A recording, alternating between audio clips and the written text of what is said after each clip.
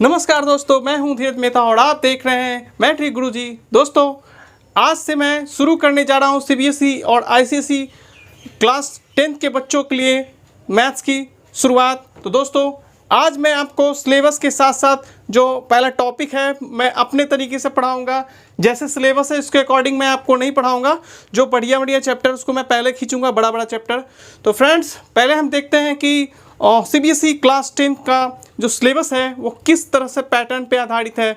उसके बाद हम चैप्टर की शुरुआत जैसे से करेंगे वो मैं आपको इस वीडियो में फॉलो करने के लिए मैं बता दूंगा कि पहले मैं कौन कौन सा चैप्टर साथ में पढ़ाऊंगा। तो पहले फ्रेंड्स देख लेते हैं हम लोग सीबीएसई क्लास 10 की सिलेबस क्या है मैथ्स में, उसके बाद हम आगे बात करेंगे। दोस्तों, पहला चैप्टर जो आपको क्लास 10 में पढ़ने को मिलता है वो है रियल नंबर। इससे 3 से 4 नंबर का लगभग सवाल पूछे जाते हैं। उसके बाद दूसरी बात करते हैं पॉलिनोमियल्स की। ये भी आपका छोटा ही चैप्टर है, ज़्यादा बड़ा नहीं है। फिर बात करते हैं हम पेयर ऑफ लीनियर इक्वेशन, इसको बोला जाता है pair of linear equation in two variables भी बोला जाता है इसको। तो याद रखिएगा, लीनियर इक्वेशंस के भी नाम से जाना जाता है। यह सीबीएसई बच्चों को क्लास 10 का चैप्टर जो कि चैप्टर 3 में पढ़ने को मिलेगा उन लोगों को। और ये चौथा चैप्टर जो आपका होता है वो क्वाड्रेटिक इक्वेशन होता है, जिसमें आपको इस तरह के इक्वेशंस को सॉल्व करना सिखाया जाएगा। ये मेन फॉर्मूला होता है क्वाड्रेटिक इक्वेशन का। तो मैं आपको जब जिस चैप्टर में ले जाऊंगा आपको पूरी चीज़ें हर चीज़ बेसिक में बताते चलूँगा, ठीक है। अभी फिलहाल हम लोग जान लेते हैं पहले सिलेबस क्या होता है। फिर बात करते हैं 5वें चैप्टर में सीबीएसई वालों को पढ़ना है अर्थमेटिक प्रोग्रेशन। उसके बाद बात करें छठे चैप्टर की तो वो ट्रायंगल्स पढ़ना है।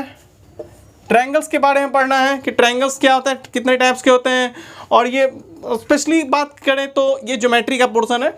फिर बात करते हैं कोऑर्डिनेट ज्योमेट्री की। तो कोऑर्डिनेट ज्योमेट्री आपको छठे नंबर पे ट्रायंगल्स पढ़ना है। तो 7वें चैप्टर में आपको कोऑर्डिनेट ज्योमेट्री देखने को मिलेगा। कोऑर्डिनेट ज्योमेट्री में क्या होता है कि आपको किसी पॉइंट की पोजीशन के बारे में जानना होता है इस चैप्टर में, और 2 पॉइंट के बीच में कितना डिस्टेंस है इसके बारे में आपको क्लास 10th में पढ़ना है, ज़्यादा नहीं पढ़ना है। उसके बाद बात करें कि अगर एक लाइन है तो उस लाइन को कोई पॉइंट कितने अनुपात में बांटता है वो भी आपको पढ़ना है। कितने अनुपात में एक पॉइंट किसी लाइन को कितने अनुपात में बांट देता है, m/n अनुपात में बांटता है। तो ये सब आपको कोऑर्डिनेट ज्योमेट्री में पढ़ना है। सब मैं आपको पूरे डिटेल के साथ पढ़ाऊंगा। तो फिलहाल आप जान लीजिए कि पॉइंट का पोजीशन जानने के लिए हम कोऑर्डिनेट ज्योमेट्री पढ़ते हैं, और उसमें बहुत सारा चीज़ होता है। तो आगे बात करेंगे हम लोग। फिर बात करेंगे ट्रिग्नोमेट्री की। तो ट्रिग्नोमेट्री में आपको sine theta, cos theta, tan theta, cot theta ये सब पढ़ना पड़ता है। ट्रिग्नोमेट्री का ही एक और पोर्शन है जिसको एप्लीकेशन ऑफ ट्रिग्नोमेट्री पढ़ते हैं। इसमें आपको हाइट एंड डिस्टेंस के बारे में पढ़ना है। एप्लीकेशन ऑफ ट्रिग्नोमेट्री में आपको हाइट एंड डिस्टेंस के बारे में पढ़ना है। हाइट एंड डिस्टेंस क्या होता है वो मैं आपको बताऊँगा। दोस्तों, फिर देखिए बात करते हैं एप्लीकेशन ऑफ ट्रिग्नोमेट्री की। बात मैंने किया था कि जो 9वां चैप्टर आपको एप्लीकेशन ऑफ ट्रिग्नोमेट्री पढ़ना है उसमें आपको हाइट एंड डिस्टेंस पढ़ना होता है। क्या होता है कि एक पेड़ होती है और आपसे पेड़ की छाया निकालने के लिए बोलती है। एक पॉल होती है और उसकी छाया ज़मीन पे कितनी दूरी तक पड़ रही है, ये छाया की लंबाई निकालने के लिए बोलती है आपको। चाहे 2 जहाज ऊपर में उड़ रहे हैं तो उसका हाइट क्या है ज़मीन से, उसके हाइट निकालने के लिए आप एप्लीकेशन ऑफ ट्रिग्नोमेट्री में पढ़ेंगे। यानी कि हाइट एंड डिस्टेंस के बारे में आप ट्रिग्नोमेट्री में एप्लीकेशन ऑफ ट्रिग्नोमेट्री में पढ़ेंगे। तो फिर बात करते हैं हम लोग सर्किल की। तो सर्किल में आपको ये होता है, तो सर्किल में आपको ये पढ़ना है। इससे रिलेटेड एरिया, सर्किल से रिलेटेड एरिया निकालने के लिए बोला जाएगा। फिर पैरामीटर निकालने के लिए बोला जाएगा। और फिर आपको और भी चीज़ें सर्किल में होती है जो मैं आपको चैप्टर पढ़ाऊंगा, तो वो आपको आसानी से चीज़ें हर चीज़ समझ में आएगी। फिर बात करते हैं कंस्ट्रक्शन की। तो आपको कंस्ट्रक्शन ट्रायंगल वगैरह बनाने के लिए आपको प्रकार बॉक्स से बोला जाएगा। फिर बात करते हैं हम लोग एरिया रिलेट्स टू सर्किल। आपको सर्किल का एरिया निकालने के लिए पढ़ा जाएगा। ये मेंसुरेशन का चैप्टर है। ये जो 12th नंबर है ये मेंसुरेशन का चैप्टर दोस्तों, इसको मेंसुरेशन भी बोला जाता है, ठीक है। तो ये मेंसुरेशन में आता है, ठीक है। तो चैप्टर 12 में आपको पढ़ना है एरिया रिलेट टू सर्किल। इसका मतलब ये हुआ कि आपको सर्किल से रिलेटेड चीज़ों के बारे में पढ़ना है कि सर्किल का एरिया क्या होता है, फिर आपको सेक्टर क्या होता है, सेगमेंट क्या होता है, सेमी सर्कल क्या होता है, ये सब चीज़ें आपको पढ़ने को मिलेगा आपको एरिया रिलेट्स टू सर्किल में। फिर अगर हम बात करें तो जो आपका 13वां चैप्टर है वो सरफेस एरिया एंड वॉल्यूम। आपको सरफेस एरिया के बारे में पढ़ना है और वॉल्यूम के बारे में पढ़ना है। सरफेस एरिया, मान लीजिए कि आपको एक क्वाड्रिलेटरल दे देगा और कभी आपको इसमें 2D और 3D दोनों पढ़ना है। 2D डायमेंशनल मतलब आपको सर्किल भी पढ़ना है दोस्तों, और उसके बाद आपको इस तरह का आपको सेगमेंट भी मिलेगा देखने को। ये तो आपका सेक्टर हुआ। सेगमेंट कुछ ऐसा फिगर होता है।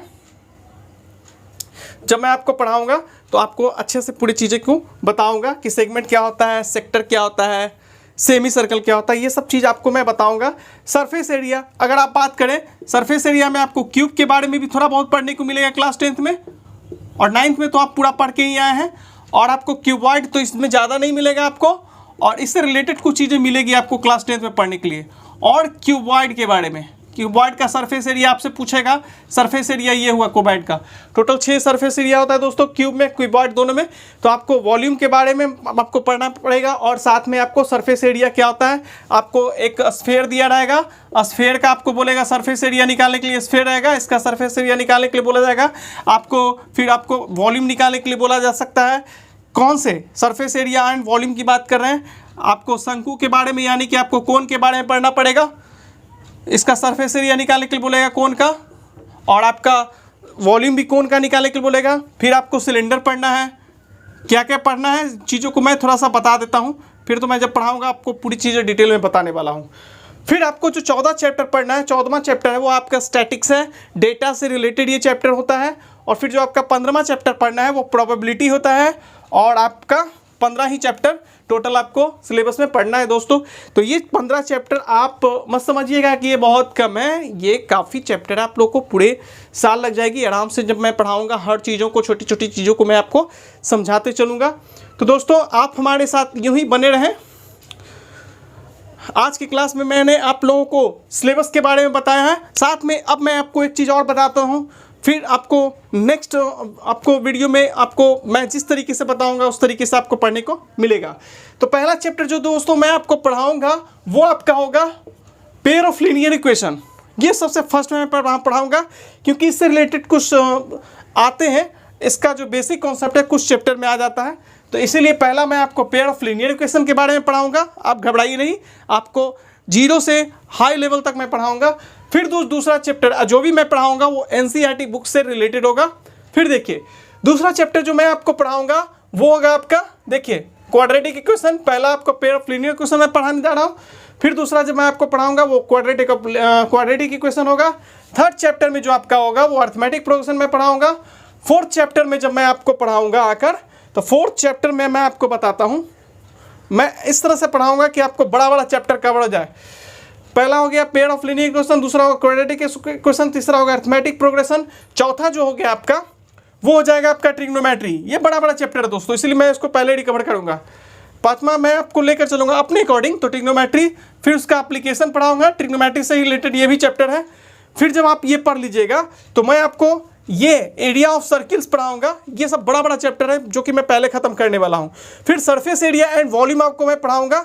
उसके बाद स्टैटिक्स, उसके बाद आपको मैं आ जाऊंगा तो ये रियल नंबर पढ़ाऊंगा। उसके बाद मैं आपको पॉलिनोमियल्स पढ़ाऊंगा, और प्रोबेबिलिटी भी मैं आपको लास्ट में, ये कोऑर्डिनेट ज्योमेट्री, इसके बाद रियल नंबर के बाद पॉलिनोमियल्स के बाद आपको मैं कोऑर्डिनेट ज्योमेट्री खत्म कर दूंगा। और सबसे लास्ट में जो मैं आपको पढ़ाऊंगा तो वो होगा प्रोबेबिलिटी।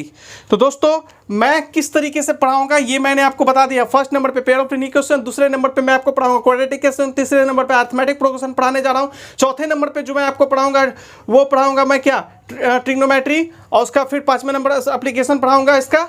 फिर आपका जो 6ठे नंबर पे मैं पढ़ाऊंगा एरिया रिलेट्स टू सर्किल, और फिर 7वें नंबर पे area, surface area and volume.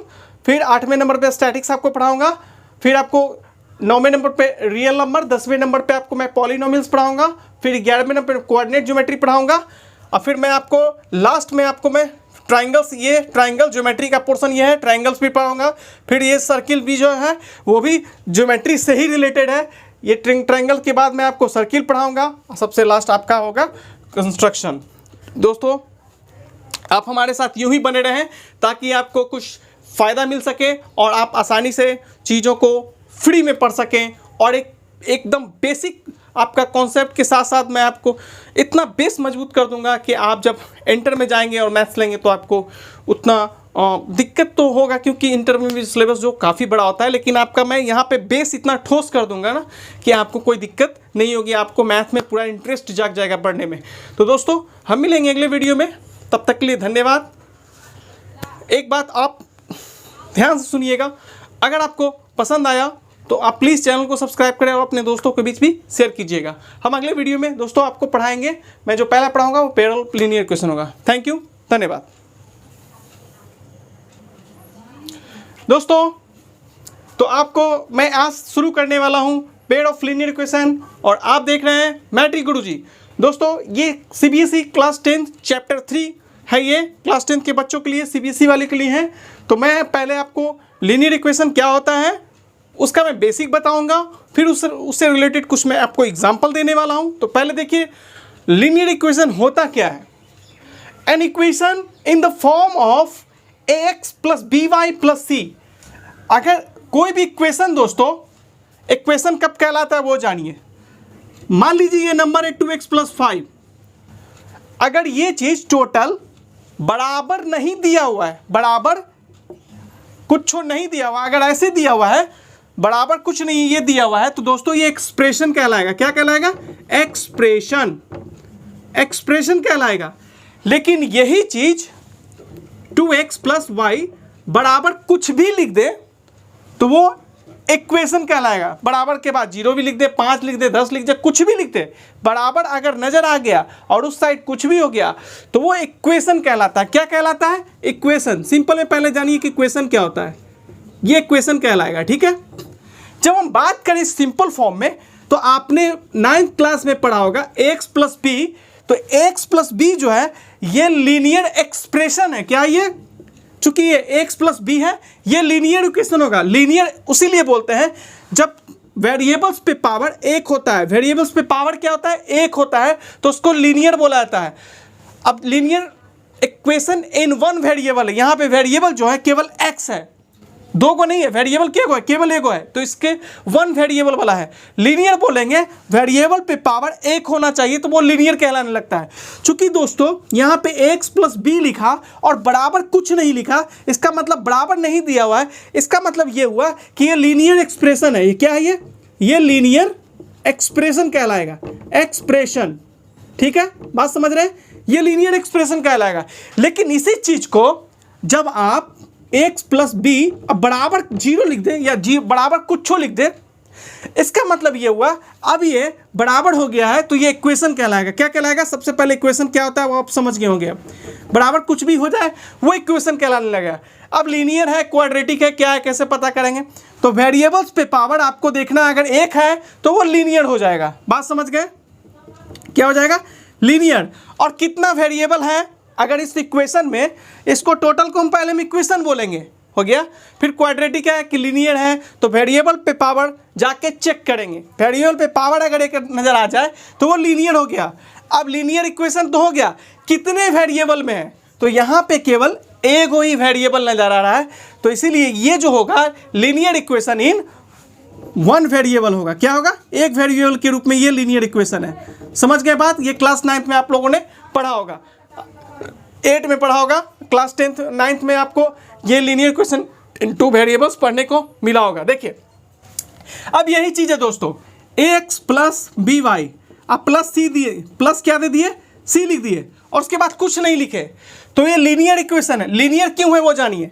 Variable x है, यहाँ पे पावर एक है, वेरिएबल पे पावर +1 होना चाहिए और कुछ नहीं होना चाहिए।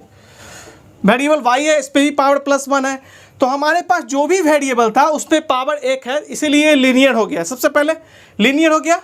वेरिएबल पे पावर देखा जाता है कि अगर +1 जितना भी वेरिएबल है, अगर उस पे पावर, वेरिएबल पे पावर आप जाके चेक करें, वहाँ पे अगर पावर आपको एक नज़र आया वेरिएबल पे, तो वो सीधे समझ जाइए कि वो लीनियर है। ठीक है, अब ये तो हो गया दोस्तों, ये लीनियर हो गया। लीनियर कैसे चेक करते हैं? पता चला वेरिएबल पे पावर जाके हम चेक करते हैं, तो वेरिएबल x है तो इसके पावर +1 होना चाहिए, माइनस कुछ नहीं, केवल प्लस होना चाहिए 1 बस। यहाँ y है, इस पे पावर 1 है, दैट मीन्स कि ये लीनियर है। अब इक्वेशन है कि एक्सप्रेशन है, कैसे पता करें? अगर ये बराबर नहीं दिया हुआ है इसका मतलब ये एक्सप्रेशन है। क्या ये? एक्सप्रेशन कहलाएगा। समझ गए दोस्तों लीनियर एक्सप्रेशन? आप कितने वेरिएबल में देखिए एक वेरिएबल यहाँ पे है और एक वेरिएबल यहाँ पे है, तो टोटल 2 वेरिएबल हुआ, तो लीनियर एक्सप्रेशन इन 2 वेरिएबल।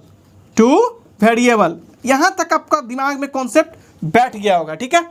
अब दोस्तों अगर आप इसको बराबर कर देते हैं और 0 लिख देते हैं, अब ये लीनियर एक्सप्रेशन नहीं होगा, अब ये इक्वेशन कहलाने लगेगा। एक्सप्रेशन तभी तक होगा जब तक कि बराबर ना हो। जैसे ही बराबर दे दिए और कुछ लिख दिए तो वो अब इक्वेशन कहलाने लगेगा। एक्सप्रेशन की जगह पे क्या कहलाएगा? इक्वेशन। उम्मीद करता हूं दोस्तों कि आप ये चीज अब अच्छे से समझ गए होंगे। लीनियर इक्वेशन इन 2 वेरिएबल्स, यानी कि अब जनरल फॉर्मूला जो होता है लीनियर इक्वेशन इन 2 वेरिएबल्स का, वो होता है ax plus by plus c equal to 0 is called linear equation in 2 variables. 2 variables क्यों बोले? यहां पे देखिए जो एक्स वाई जेड आपको देखने मिलेगा चैप्टर में, एक्स वाई जेड ज्यादातर, या कभी कभी क्वेश्चन में एम और एन के रूप में दिया रहेगा, कभी कभी क्वेश्चन में यू और भी के रूप में रहेगा। तो दोस्तों ये जो अननोन राशि होती है, जो अननोन क्वांटिटी होती है, उसको हम वेरिएबल बोलते हैं। वेरिएबल ऐसी क्वांटिटी होती है जिसके बारे में हम ये नहीं बता सकते हैं कि उसका एक्चुअल मान क्या होने वाला है, वो अकॉर्डिंग टू क्वेश्चन चेंज होता रहता है। समझ गए वेरिएबल्स क्या होता है? तो आपको जो इस चैप्टर में एक्स वाई जेड ही ज्यादातर वेरिएबल देखने को मिलेगा। अब समझिए बात को, यहां पे एक वेरिएबल x है, दूसरा वाला जो वेरिएबल y है। तो यहां पे इस इक्वेशन में चूंकि बराबर है तो इक्वेशन हो गया। इस इक्वेशन में 2 वेरिएबल है तो 2 वेरिएबल्स है। अब वेरिएबल्स पे पावर चूंकि 1 है तो ये लीनियर कहलाने लगा। तो यही हो गया हमारा लीनियर इक्वेशन इन 2 वेरिएबल्स। इसका यही फॉर्मूला होता है दोस्तों, जनरल फॉर्म होता है ये लीनियर इक्वेशन का, याद रहेगा दिमाग में। अब यहां पे जो a है, b है और c क्या होता है वो भी जान लीजिए। तो a, b और c जो होता है वो रियल नंबर होता है। और हमेशा याद रखिएगा x के साथ जो a है और y के साथ जो b होता है, याद रखिएगा x के साथ a रहता है, y के साथ b रहता है। a और b कभी भी 0 नहीं होनी चाहिए। अगर a मान लीजिए दोस्तों कि 0 हो गया तो x वाला टर्म ही खत्म हो जाएगा। तो क्या बचेगा? केवल एक ही को वेरिएबल बचेगा ना। अगर दोस्तों आपने अगर a 0 बना दिया, ये तो खत्म हो जाएगा, तो क्या बचेगा? by प्लस c न बचेगा। तो ये लीनियर इक्वेशन तो होगा लेकिन 1 वेरिएबल में रहेगा, इसीलिए a नॉट इक्वल टू होना चाहिए 0 और b नॉट इक्वल टू 0 होना चाहिए। जब a नॉट इक्वल टू 0 होगा और b नॉट इक्वल टू 0 होगा, देखिए कैसे, अगर a इक्वल टू दोस्तों अगर इसमें आप 0 बैठा दिए तो इसमें जब बैठाइएगा तो 0 into X plus B Y plus C बराबर 0, ये टर्म तो दोस्तों खत्म हो जाएगा। तो बी वाई क्या प्लस सी बचेगा। ये लीनियर इक्वेशन तो है लेकिन 1 वेरिएबल के रूप में, 2 वेरिएबल नहीं ना, एक ही को है ना। तो यहां पे याद रखिएगा कि x a भी 0 नहीं होना चाहिए, b भी 0 नहीं होगा। जब a नहीं 0 होगा, b नहीं 0 होगा तो उसका स्क्वायर का जोड़ भी कभी भी 0 के बराबर नहीं होगा। इतना कॉन्सेप्ट था लीनियर इक्वेशन का। एक्सप्रेशन क्या होता है वो आप समझ गए होंगे। बराबर नहीं है तो एक्सप्रेशन है, बराबर कुछ लिख दिए वो इक्वेशन हो गया। अब मैं आपको लीनियर इक्वेशन आप समझ गए होंगे। अब मैं आपको जो सिखा रहा हूं पेयर ऑफ लीनियर इक्वेशन। जब 2 लीनियर इक्वेशन की बात करेंगे तो वो पेयर ऑफ लीनियर इक्वेशन कहलाने लगता है। चलते हैं और एक चीज मैं आपको और बता देता हूं। रियल नंबर जो दोस्तों मैंने यहां लिखा है, दुनिया का जितना भी नंबर आपके पास देखने को मिलता है वो रियल नंबर की कैटेगरी में आता है। रियल नंबर जो होता है वो सबका बाप होता है, ठीक है, सबका टोटल नंबर का बाप होता है रियल नंबर। यानी आप बोल सकते हैं कि सबसे बड़े दादाजी जो है वो रियल नंबर ही होता है। नंबर 2 टाइप के होते हैं दोस्तों, एक रियल नंबर होता है और दूसरा जो होता है इमेजिनरी नंबर होता है। अगर रूट में कोई नंबर दोस्तों माइनस में आ गया तो वो हमारा इमेजिनरी नंबर हो जाएगा। माइनस रूट में अगर कोई माइनस वाला नंबर आ जाएगा तो इमेजिनरी हो जाएगा। तो हमेशा आप याद रखिएगा, माइनस वाला रूट में अगर माइनस वाला नंबर को छोड़कर दुनिया में जितना भी नंबर है, √3 की बात करें, √5/4 की बात करें, -3 की बात करें, 2 की बात करें, +11 की बात करें, सब रियल नंबर में है, ठीक है। तो दुनिया में जितने भी नंबर है सब रियल नंबर है एक्सेप्ट √ माइनस वाला नंबर छोड़कर, ठीक है। तो रियल नंबर जान गए। मैं जब पहला चैप्टर पढ़ाऊंगा तो रियल नंबर का एक एक नंबर सिस्टम को मैं आपको तोड़ के धज्जियां उड़ा के मैं आपको बताऊंगा, ठीक है। तो पहले हम लोगों ने एक्सप्रेशन क्या होता है, फिर इक्वेशन क्या होता है, फिर लीनियर इक्वेशन 1 वेरिएबल क्या होता है। देखिए एक वेरिएबल, तो लीनियर इक्वेशन 1 वेरिएबल क्यों होगा, लीनियर इक्वेशन इन 2 वेरिएबल क्यों बोलते हैं, वो सब मैंने आपको इसी कॉन्सेप्ट में बताया। अब मैं आपको पेयर ऑफ लीनियर इक्वेशन बताने जा रहा हूं। यह आज का क्लास आपका बेसिक कॉन्सेप्ट को क्लियर कर देगा। दोस्तों देखिए क्या होता है, 2 linear equation are in the same 2 variables x and y this type of linear equation is called a pair of linear equations in two variables. देखिए दोस्तों, कहने का मतलब क्या हुआ, लीनियर इक्वेशन के बारे में तो आप जान गए कि ये हमारा लीनियर इक्वेशन है। लीनियर इक्वेशन का मेन जो जनरल फॉर्म होता है दोस्तों, x plus B Y plus c equal to 0 होता है। ये जनरल फॉर्म होता है लीनियर इक्वेशन का। अब देखिए, अगर आपको दो को लीनियर इक्वेशन लिख दिए तो दोनों को एक साथ मिलाकर pair of linear equation, pair का मतलब ही होता है जोड़ा, मतलब दो को। देखिए यहाँ पे 1 1 1 पुट कीजिए, ए में 1 पुट कीजिए, बी में 1 पुट कीजिए, सी में 1 पुट कीजिए, 1 लगा दीजिए। तो a1x प्लस b1y, हमेशा याद रखिएगा x के साथ a रहता है, y के साथ b रहता है और c हमेशा अकेला रहता है, याद रखिएगा। तो a में अगर 1 लगा देंगे, b में 1 लगा देंगे, c में 1 लगा देंगे, ठीक है, बराबर 0। तो ये हमारा पहला इक्वेशन बनाएगा। क्या बनाएगा दोस्तों, ए में 1 लगाइए, बी में 1 लगाइए, सी में 1 लगाइएगा, बराबर हो जाएगा 0। तो इसको हम इस तरह से बोलेंगे ये इक्वेशन 1 है। जैसे मैं बताता हूँ बस वैसे आप समझते जाइए। धीरे धीरे जैसे जैसे चैप्टर आगे बढ़ेगा वैसे वैसे आपकी गाड़ी की रफ्तार भी आगे बढ़ती जाएगी, दिमाग भी आपका तेज चलने लगेगा। फिर जब दूसरा बात करते हैं तो इसमें 2 लगाइए, बी में 2 लगाइए, सी में 2 लगाइए, दो को लीनियर इक्वेशन तैयार हो जाएगा। ए में 2 लगाएंगे x, बी में 2 लगाएंगे y प्लस c2 बराबर 0। ये दूसरा इक्वेशन हुआ दोस्तों। इन दोनों को मिलाकर ही पेयर ऑफ लीनियर इक्वेशन, इसी को बोलते हैं पेयर ऑफ लीनियर इक्वेशंस। ठीक है, चूंकि दोस्तों दो को लीनियर इक्वेशन है, एक लीनियर इक्वेशन ये है, दूसरा लीनियर इक्वेशन ये है, दोनों को मिला दिए तो ये पेयर ऑफ लीनियर इक्वेशन कहलाएगा। चूंकि दोनों ही इक्वेशन में क्या है, एक्स वाई हमारा दो को वेरिएबल है, तो यहां पे लिख दीजिए इन टू वेरिएबल। यहां तक समझ गए दोस्तों, यही कहलाता है हमारा पेयर ऑफ लीनियर इक्वेशन।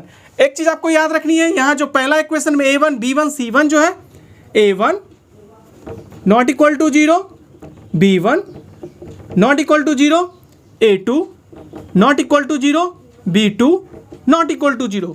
ये मेन होता है दोस्तों। यहां जो हम बात करें पहला इक्वेशन में, तो a1 comma b1 comma c1, ये हमारा रियल नंबर होगा। क्या होगा, रियल नंबर होगा। जैसे जैसे मैं बताता हूं वैसे नोट कीजिएगा। बात करें दूसरा इक्वेशन की, तो a2 b2 और c2, ये भी आपका रियल नंबर होगा। समझ गए यहां तक, ये आपका रियल नंबर होगा। आइए दोनों को एक साथ मिला देगा तो ये pair of linear equation in two variables कहलाने लगता है। दोस्तों अब मैं आपको जो बता रहा हूं वो एग्जांपल है। कुछ एग्जांपल देखिए लीनियर इक्वेशन का, कुछ मैं आपको एग्जांपल दे रहा हूं संख्या के रूप में। आपको इस तरीके से भी दे देगा दोस्तों। तो ये आपका linear equation in two variables ही है। एग्जांपल मैं आपको दे रहा हूं। अगर ऐसे नहीं समझ में आता है, इस तरह से समझे हैं दोस्तों, तो ऐसे ही समझ लीजिए। यहां पे देखिए a जो है 5 को बता रहा है, b जो है -7 को बता रहा है, और c जो है +10 को बता रहा है।